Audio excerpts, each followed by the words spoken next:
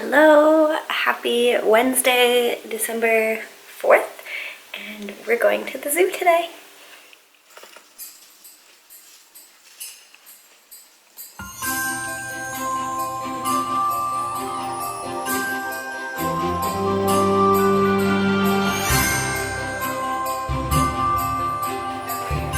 A Christmas sweater.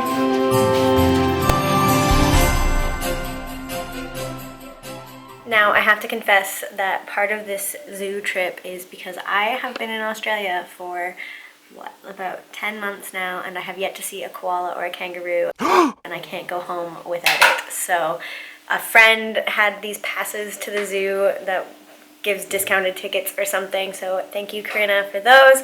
And I was like, we need to go before I go home because I need to return to Canada having seen a koala and a kangaroo.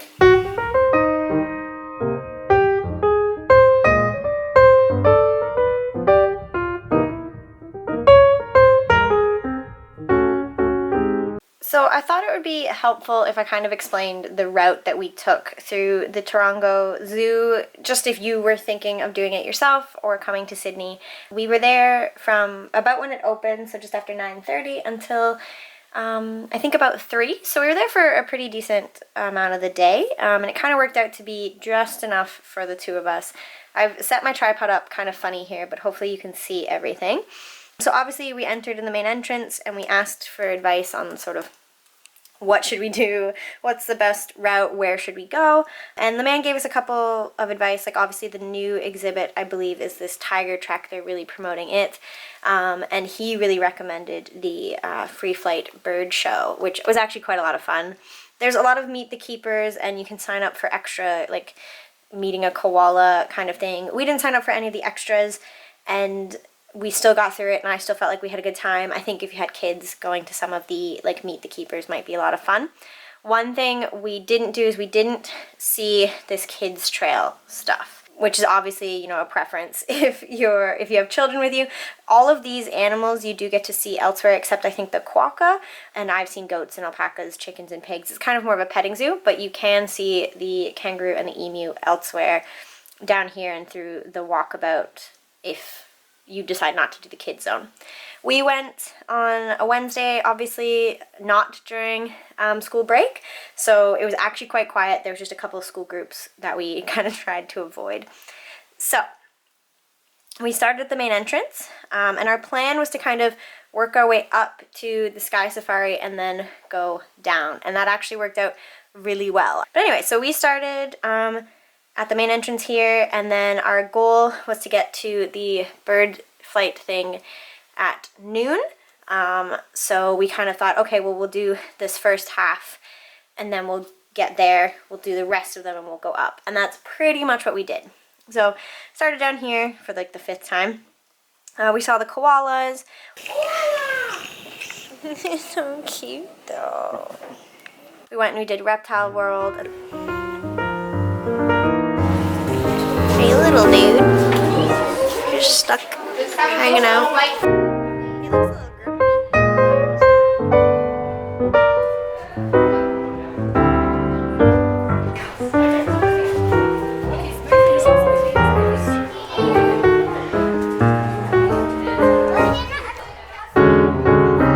It's a thick boy.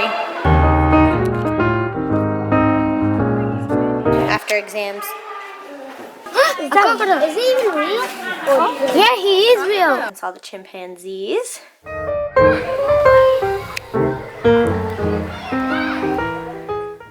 And then from there, we kind of got a little turned around and we did sort of the lemur walk, saw the lemur, and made sure to see the capybaras. Can you see them? Oh, you can.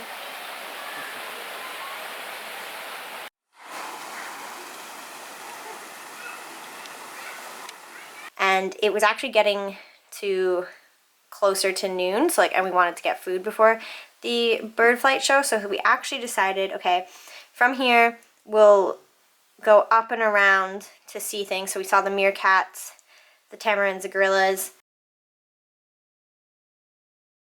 and the sun bear on the way to eating lunch at the food market. The food there, it actually wasn't bad for anybody that eats gluten-free like me, they had things labeled. I think we had 2 options, sushi and a Vietnamese spring roll, but hey, it was labeled gluten-free.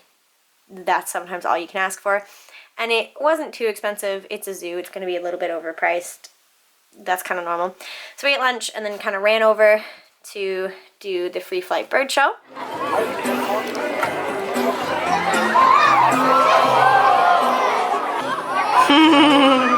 And Inuit like this, it's the ultimate prize for the black-breasted buzzard.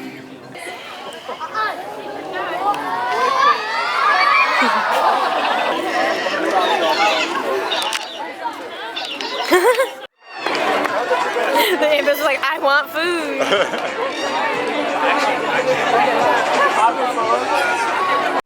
So we've been here for about half a day. We did the first half and then we saw the bird show, which we've been told can't miss. And it was really fun, and an Ibis crashed the show, which I feel like is just quintessentially Australian. And now we're gonna do the tiger trek and things like that and kind of wrap up the other half of the zoo. After the bird show, we came down and we did the tiger trek, which is really fun. It's got this cute little mock plane thing for the kids, and it shows a little glimpse of deforestation, and it talks about palm oil and things. Actually, the whole zoo in general is really conservation based, which is nice to see. So something that we've really noticed as we've been walking through, the zoo is doing a really great job of building sort of conservation knowledge and teaching into the exhibits. That is a really interactive way for kids. So like the tiger exhibit had a shopping palm oil free kind of little almost video game that kids could click through. It was really cute, and they're doing a really good job of trying to educate people while they're here. So it's a pretty good zoo, I think. And then when we may have seen the elephants before lunch. No, we saw them, but then we made a point of looking at them after lunch. So then we ended up doing the elephants. All of these things over here. So you've got like the pygmy hippo. Apparently I'm not as threatening. I know, it's coming through. No, but you see how it's not.